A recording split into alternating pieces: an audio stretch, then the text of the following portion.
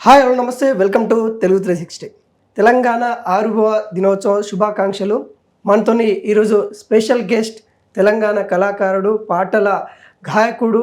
తన పాటలతోని మనల్ని చాలా అలరిస్తూ ఉంటారు.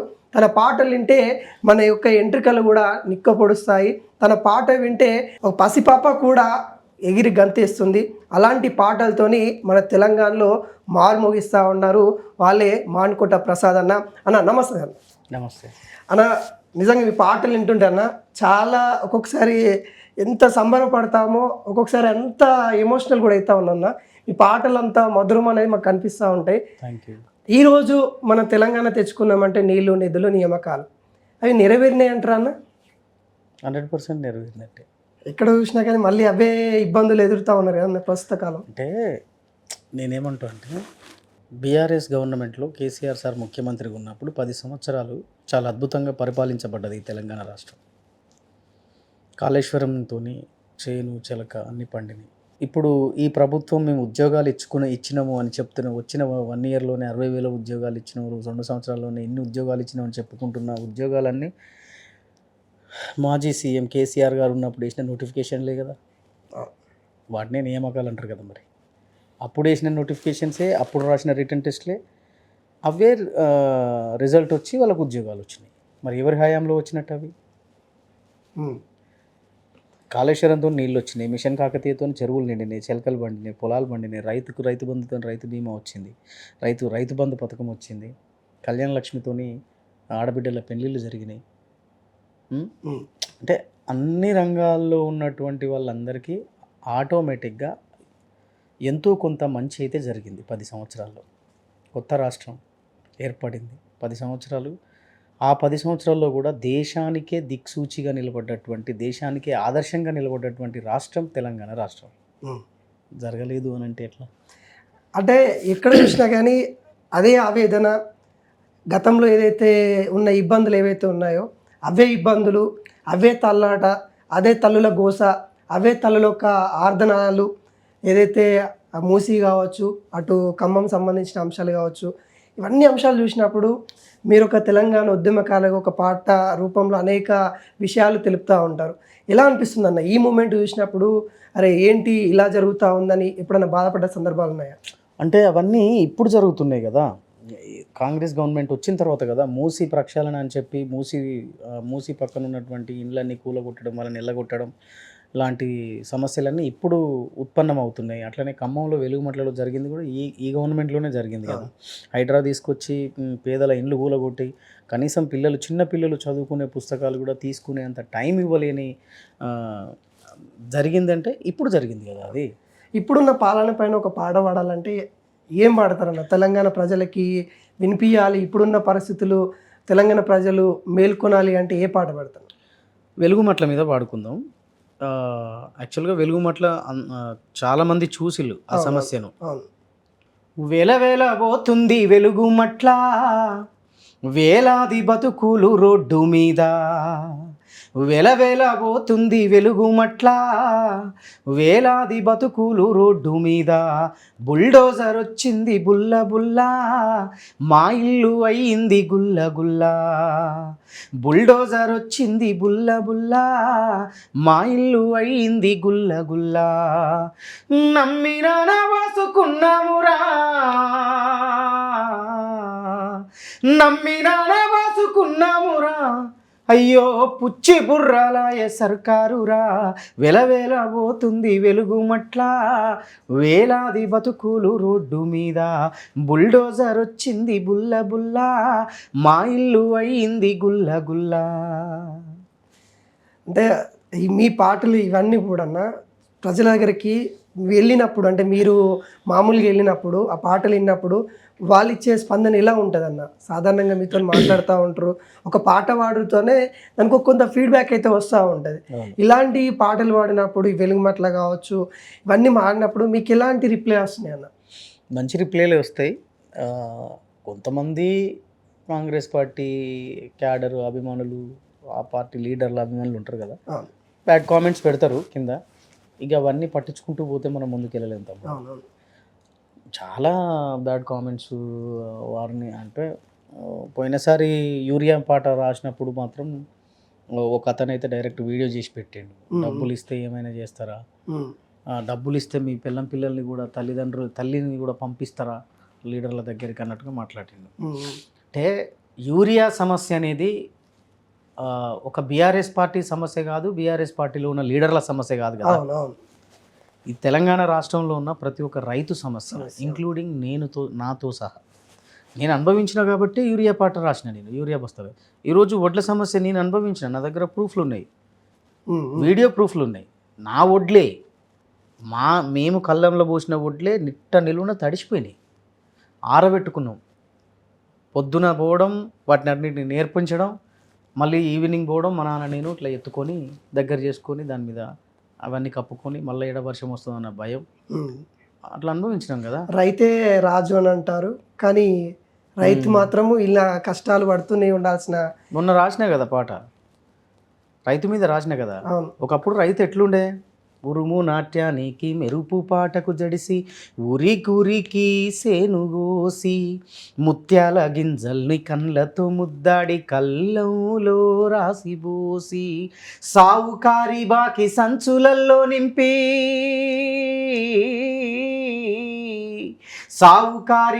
సంచులల్లో నింపి మిగిలిన తన ఒడ్ల బండ్లనింటికి పంపి ముసురు రాలుతుంటే పసుల పాక కింద కందులేంచుక బుక్కినోడే అయ్యాల కమ్మని కలలు గన్నోడే ఉయ్యాల రతనాల రాసుల్లో రాజులే బతికిన రైతన్న బూజు పట్టిండో ఉయ్యాల బజారు పాలయ్యిండో ఉయ్యాల.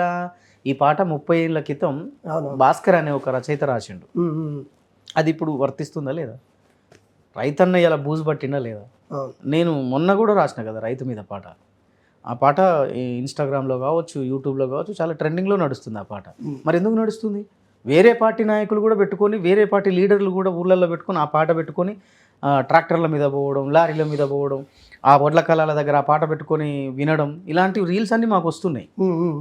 అన్న, తెలంగాణ ఉద్యమం గురించి మనం మాట్లాడుకున్నట్లయితే అక్కడ కీలక పాత్ర పోషించింది నాయకత్వంతో పాటు, నాయకత్వం వెనక ఒక గలమై ఒక పాట పాడింది మీరు.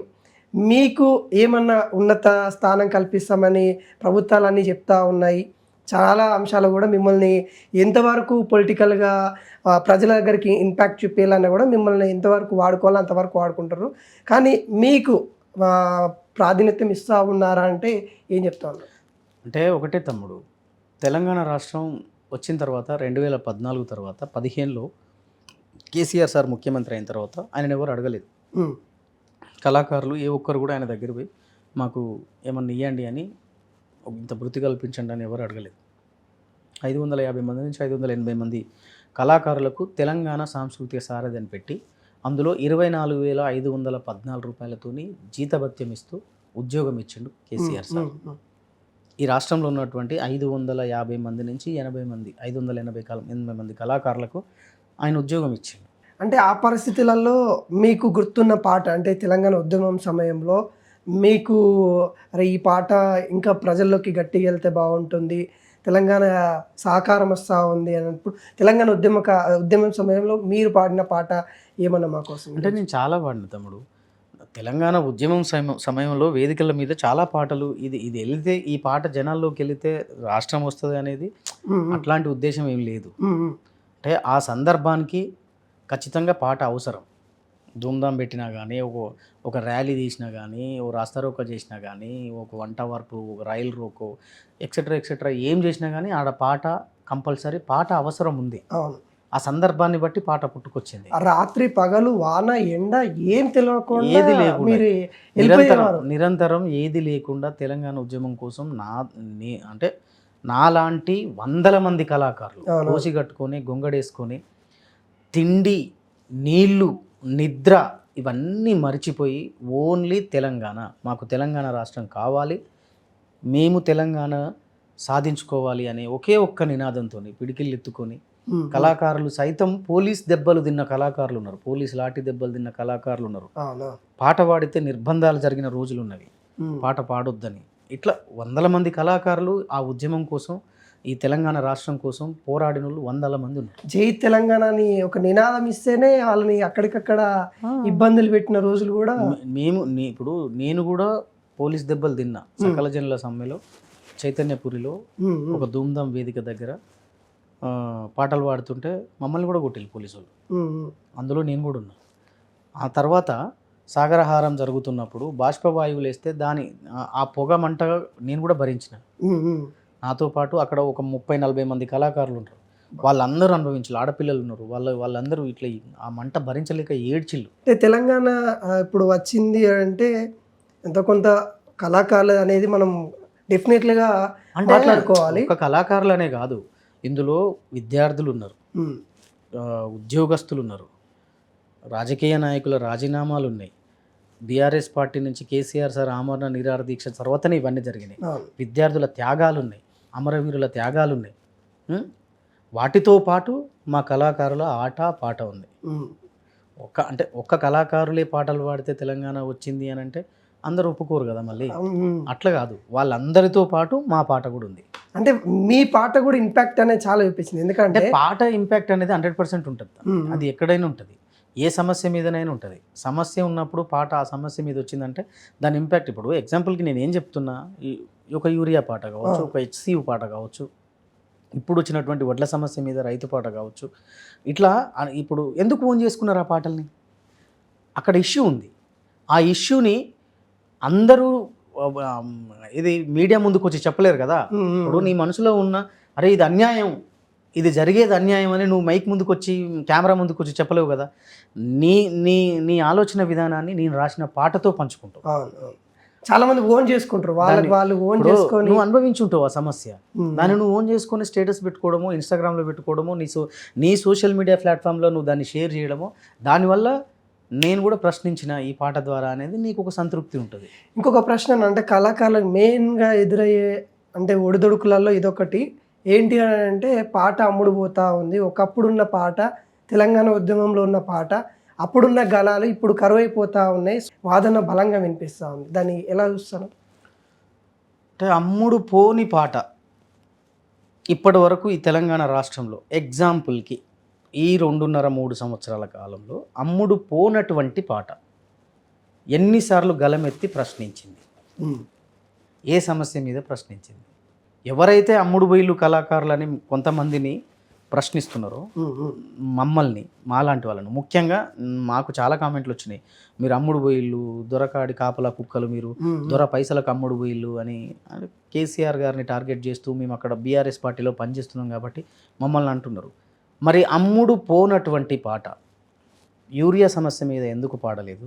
HCU సమస్య మీద ఎందుకు పాడలేదు? వెలుగుమట్ల సమస్య మీద ఎందుకు పాడలేదు? ఇప్పుడు వడ్ల సమస్య మీద ఎందుకు పాడలేదు? పోక్సో కేసు మీద ఎందుకు పాడలేదు?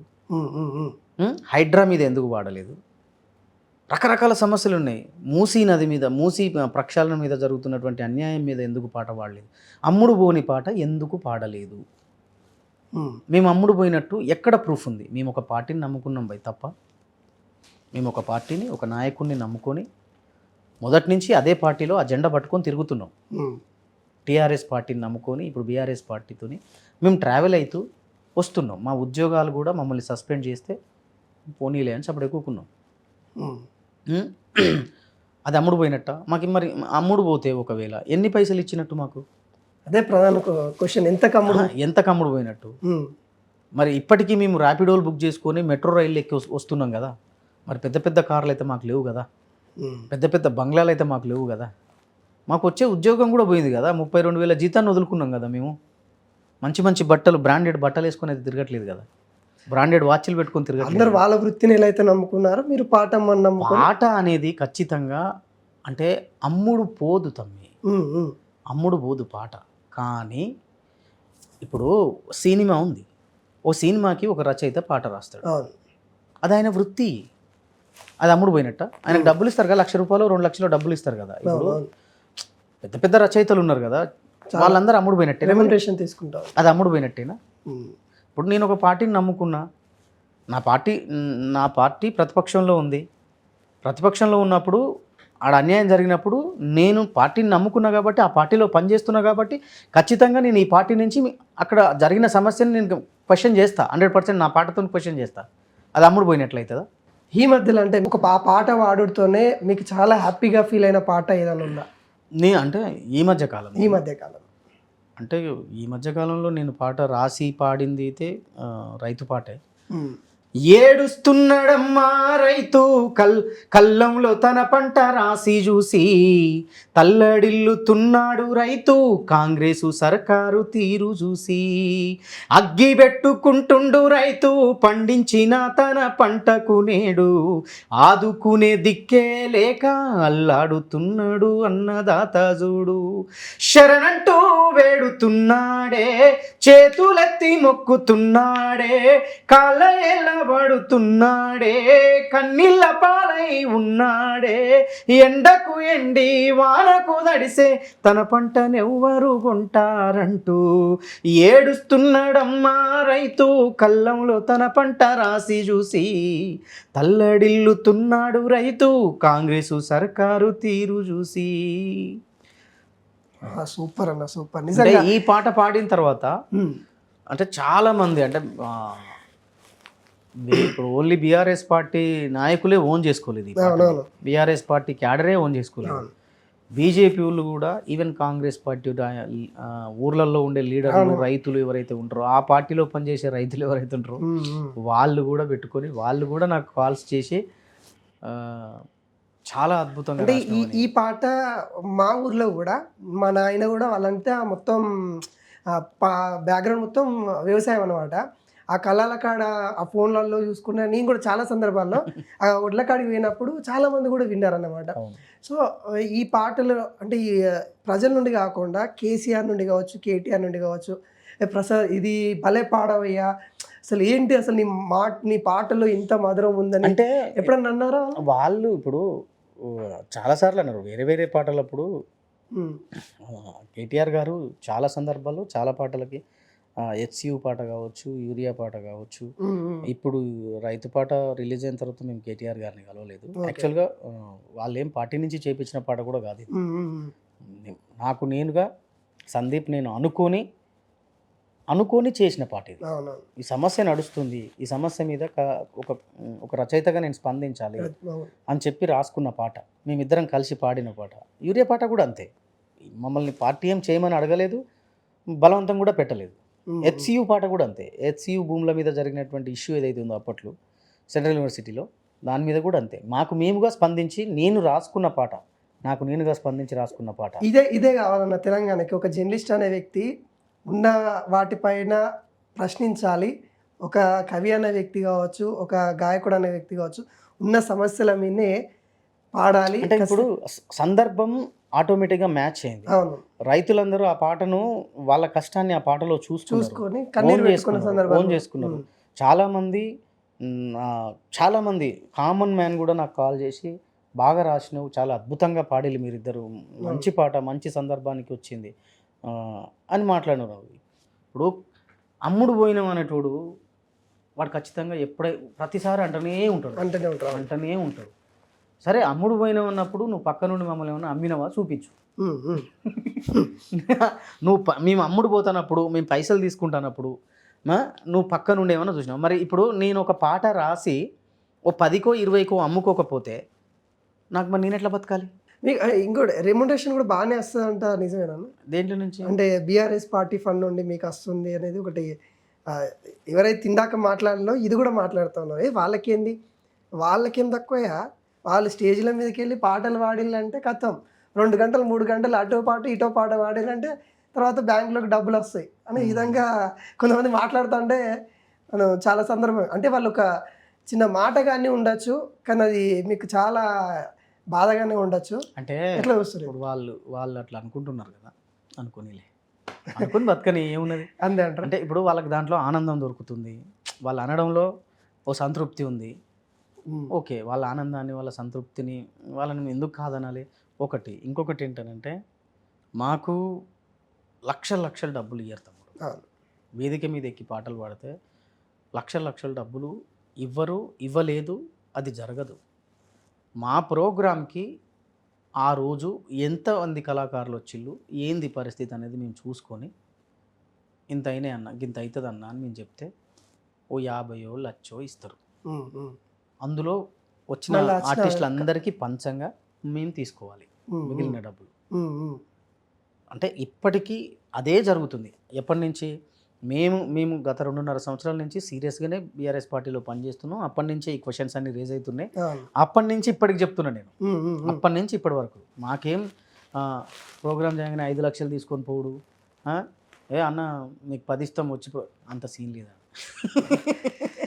అంత సీన్ లేదు అని అంటే అంత ఎవరు ఇవ్వరు. అధికార పార్టీ వాళ్ళు ఇవ్వరు, ప్రతిపక్షంలో ఉన్న వాళ్ళు ఇవ్వరు, ఇంకో పార్టీ వాళ్ళు ఇవ్వరు. ఎందుకు ఇస్తారు? 5 లక్షలు ఎందుకు ఇస్తారు? 10 లక్షలు ఎందుకు ఇస్తారు కళాకారులకు? ₹1,00,000 ఇస్తే మహా ఎక్కువ, 50,000 ఇస్తే మహా ఎక్కువ, చాలా ఎక్కువ, ఉమ్, ఉమ్, చాలా ఎక్కువ అని ఫీల్ అవుతారు కూడా చాలామంది. ఉమ్, ఎందుకు ఇస్తారు చెప్పు? మేమేంటంటే ఒకటే, బీఆర్ఎస్ పార్టీని 2002 నుంచి అభిమానిస్తున్నాం. ఉమ్, కేసీఆర్ సార్ను 2002 నుంచి అభిమానిస్తున్నాం. పార్టీని అభిమానిస్తున్నాం, ఆ జెండాను అభిమానిస్తున్నాం, ఆ జెండా మోసుకొని తిరుగుతున్నాం. అప్పటి నుంచి ఇప్పటి వరకు అదే పార్టీలో ఉన్నాం. ఇప్పుడు మాకు వేదికలు ఎక్కే అవకాశం వచ్చింది, వేదికల మీద పాటలు పాడుతున్నాం. కేసీఆర్ని దగ్గర నుండి చూసినప్పుడు ఏమనిపిస్తుంది అన్న? అదంటే చాలామంది కూడా మా తాతని అడిగిన ఈ క్వశ్చన్, అరే కేసీఆర్ సభకి ఒక్కొక్కసారి వెళ్తుంటే, ఏ తాత ఏంటి నీకు శాత కాకుండా ఎందుకు పోతున్నావు అంటే, మా తాత చెప్పిన సమాధానం నాకు చాలా బాధగా అనిపించింది. మీరు కేసీఆర్ని దగ్గర నుండి చూసినప్పుడు కానీ, ఆయన మాట్లాడే మాట కానీ ఎట్లా ఎట్లా అనిపిస్తుంది అన్న? చాలా ప్రౌడ్గా ఫీల్ అవుతాను నేనైతే. కేసీఆర్ సార్ను చూసినప్పుడు ఉమ్, చాలా ప్రౌడ్గా ఫీల్ అవుతాను. ఎంత గొప్ప నాయకుడు. ఉమ్, అంటే ఈ తెలంగాణ రాష్ట్రం అన్యాయం అయిపోతుంది, దీన్ని సాధిస్తే తప్ప ఇక్కడున్న ప్రతి ఒక్కరి బతుకు తలరాత మారదు అని చెప్పి, నేను చచ్చిపోయినా పర్వాలేదు అని చెప్పి ఆమరణ నిరాదీక్ష చేసి ఈ తెలంగాణ రాష్ట్రాన్ని సాధించి 10 ఏళ్ళు పరిపాలించి అద్భుతంగా పరిపాలించి ప్రతి ఒక్కరి జీవితాల్లో వెలుగులు నింపినటువంటి లీడరు తెలంగాణ జాతిపిత వన్ అండ్ ఓన్లీ కేసీఆర్. ఆయనను దగ్గర నుంచి చూసినప్పుడు చాలా గొప్పగా ఫీల్ అవుతా. ఆయన బర్త్డే అప్పుడు నేను పోయినా, ఫోటో దిగుదామని పోయినా. అంటే మనం కలిసి ఫోటో దిగడమే చాలా గొప్ప విషయం అనిపిస్తుంది. పోయినా, కానీ నేను లోపలికి పోయినా, సార్ పక్కనే ఉన్నా, ఇటువైపు సార్ పక్కనే నిలబడి ఉన్నా, కానీ ఫోటో దిగలేదు. ఎందుకు తెలుసా? నేను ఆయనను చూస్తూ ఉండిపోయినా అంతే. కంప్లీట్ ఆయనను చూసుకుంటూనే ఉండిపోయినా నేను. నాకు ఫోటో దిగే ఛాన్స్ వచ్చింది. అక్కడ ఉన్న లీడర్లందరూ పిలిచిల్లు, ప్రసాద్ దిగుదురా ఫోటో అంటే, అన్న 10 నిమిషాల తర్వాత దిగుతా అని చెప్పి అట్లనే ఆగిపోయినా, కానీ నేను ఫోటో దిగలేదు, చూస్తూ ఉన్నా. అసలు అంటే ఇంత చరిష్మా ఉన్న లీడరు అసలు ఏంది అసలు ఈ గొప్పతనం అనిపిస్తుంది. అట్లా ఒక ఆశ్చర్యంలో పోవాల్సి వస్తుంది. ఈ నేపథ్యంలో కేసీఆర్ గురించి మాకు ఒక పాట, చాలామంది కూడా మా ప్రేక్షకులు చాలామంది కేసీఆర్ అభిమానులు ఉంటారు. కేసీఆర్ వస్తుండు సభకు వస్తుండే చాలామంది మా ఛానల్కి అట్రాక్ట్ అయిన వాళ్ళు చాలామంది ఉన్నారు. వాళ్ళ కోసం, వాళ్ళ అభిమానుల కోసం ఈ సందర్భంగా సింత మడక గన్న సిరుత పులిజూడు సిగమెత్తి దూకింది నాడు, 60 ఏళ్ళ గోసారి కట్ట కదిలి సావుకు ఎదురుకినాడు, జంగు సైరానుది జనమును పోగేసి దండోర మోగించినాడు, నిప్పుల ఉప్పెన రగిలించి నేలన ఢిల్లీని కదిలించినాడు, త్యాగాల తొవ్వలోన పదవుల్ని దారవోసి బతుకుల్ని బాగుజయ్యా బరిగేసి పొత్తిబోసి వలస పాలకుల ఉరికించినాడి, నేలన వలసలు తరిమేసినాడు, నినుగన్న తల్లికి దండాలయ్యా కలువకుంట్ల మా సెందురయ్యా, జనమందరి పెద్ద బిడ్డవయ్యా రుణమెట్ల తీరును మాయ్యా, నినుగన్న తల్లికి దండాలయ్యా కలువకుంట్ల మా సెందురయ్యా, జనమందరి పెద్ద బిడ్డవయ్యా రుణమెట్ల తీరును మాయ్యా, నిండుగా నిండిన చెరువు తీరు నిబ్బరంగా మాకు కనబడుతావు, పండిన పచ్చని పంట తీరు పావురంగా మమ్ము చూస్తుంటావు. నేను ఇందాకేం చెప్పినా, ఆయనను చూస్తూ ఉండిపోవాలనిపిస్తుంది అంతే.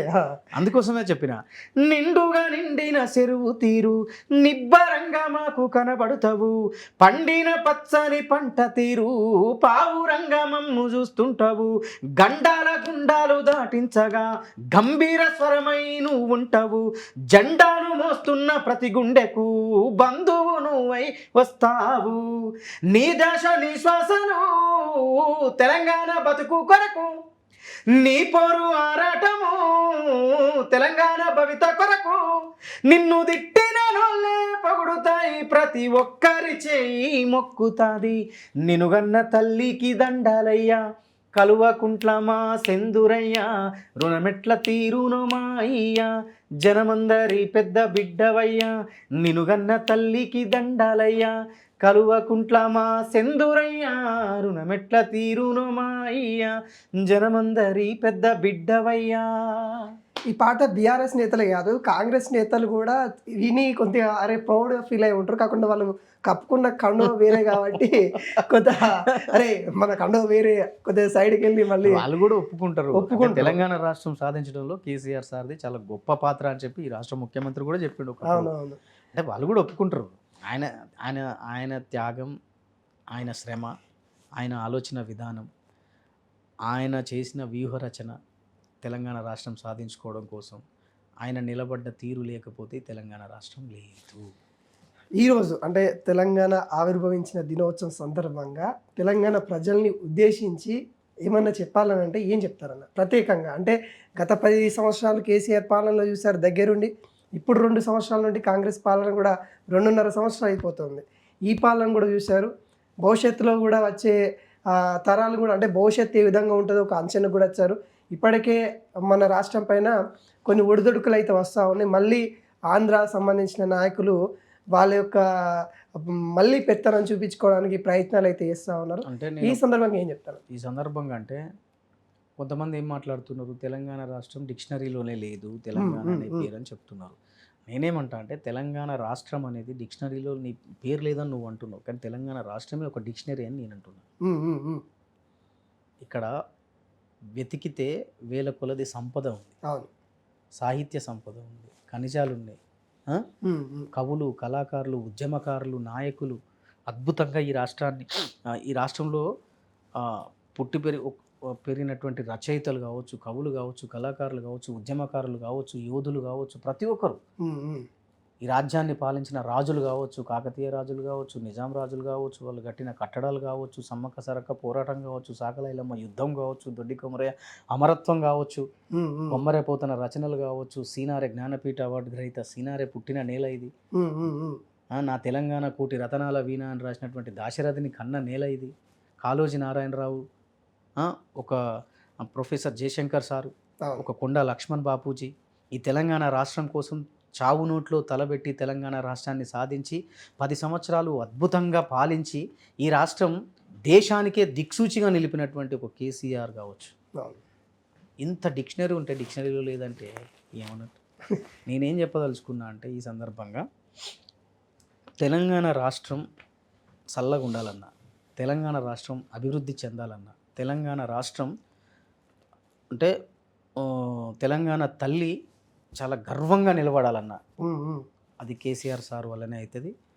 ఆయనను తెచ్చుకోవాలి, ఆయనను ముఖ్యమంత్రిగా చూడాలి, అప్పుడే ఈ రాష్ట్రం సుభిక్షంగా ఉంటుంది.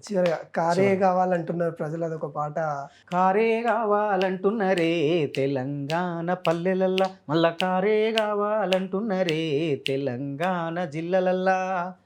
ఈ సందర్భంగా అవతరణ దినోత్సవం సందర్భంగా మీ తెలుగు 360 ఛానల్ వ్యూవర్స్ అందరికీ, సబ్స్క్రైబర్స్ అందరికీ, చూస్తున్నటువంటి నా అభిమానులకు కావచ్చు, తెలంగాణ రాష్ట్ర ప్రజలందరికీ అవతరణ దినోత్సవ శుభాకాంక్షలు తెలియజేసుకుంటూ, అరే దమ్మరథం వెయ్యిరిధం కలిపి కథం పాడు పదం జయ హో జై తెలంగాణ, గుండె గుబులు తీరె కదా, మనసు మురిసి ఆడే కదా, కొత్త పాట పాడు పద జయ హో జై తెలంగాణ, నింగి అంచున మన జెండెగిరిందిరా, నింగి అంచున మన జెండెగిరిందిరా, అవతరణ దినోత్సవం అంబరాన్ని తాకెరా దమ్మరథం అరే రే వెయ్యిరిధం.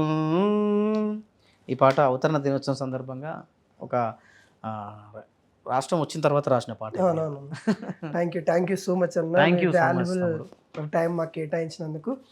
చూసారు కదండి, పాటల ఒక వినసొంపు అయిన ఇంటర్వ్యూ ఇది. నిజంగా ఇలాంటి పాటలే తెలంగాణకి వెన్నుదండగా ఉండి, వెన్నుముఖంగా ఉండి ఈరోజు ఇంత బలంగా తెలంగాణ ఉందంటే దానికి కారణం నాయకత్వంతో పాటు ఈ పాటలను కూడా చెప్పుకోవచ్చు. మరోసారి తెలుగు 360 ప్రేక్షకులందరికీ ఏదైతే తెలంగాణ ఆవిర్భావ దినోత్సవ శుభాకాంక్షలు.